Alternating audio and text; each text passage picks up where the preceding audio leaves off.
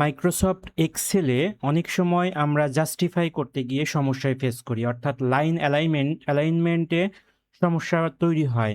এখানে দেখুন জাস্টিফাইয়ের তেমন কোনো চিহ্ন নেই। তো আমরা কিভাবে জাস্টিফাই করতে পারি সেই বিষয়টি আজকে দেখানোর চেষ্টা করব। দেখুন এখানে আমরা বাংলায় যদি আমরা লিখি, এখান থেকে যদি আমি বাংলা সিলেক্ট করি,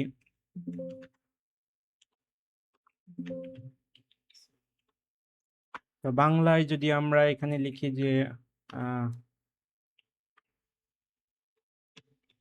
আইটেম ১, তারপরে আইটেম ২,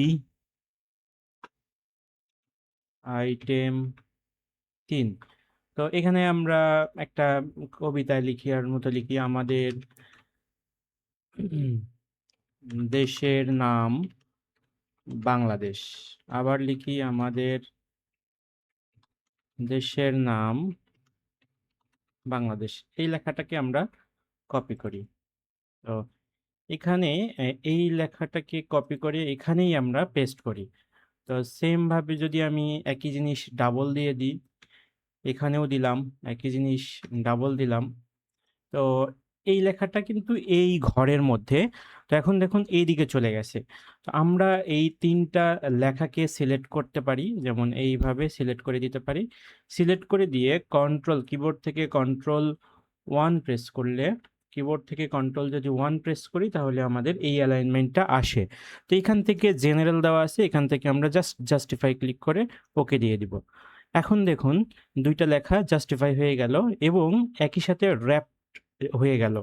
এখন এই লেখাকে আবার যদি আমরা আগের মতো করতে চাই, আগের মতো দেখুন, আগের মতো করলেও আমরা যদি এখান থেকে অপশন থেকে যারা এই অপশনটা ভুলে যাবেন তাদের জন্য আমি দেখাই।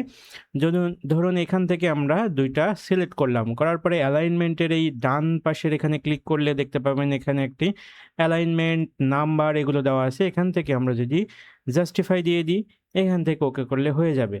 আবার এই লেখাটিকে আমরা যদি একদম মাঝ বরাবর রাখি, দেখুন এই লেখাকে আমরা যদি এখানে থেকে মাঝ বরাবর রাখতে চাই, তাহলে মাঝ বরাবর চলে আসবে।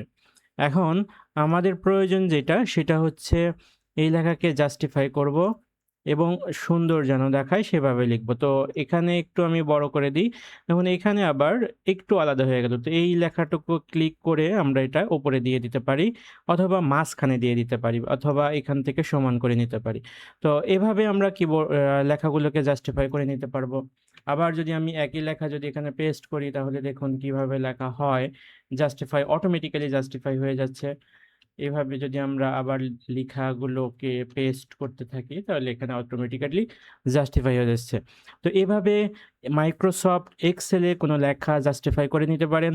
যারা এই বিষয়টা জানেন না তারা অবশ্যই একে অন্যকে শেয়ার করতে পারেন।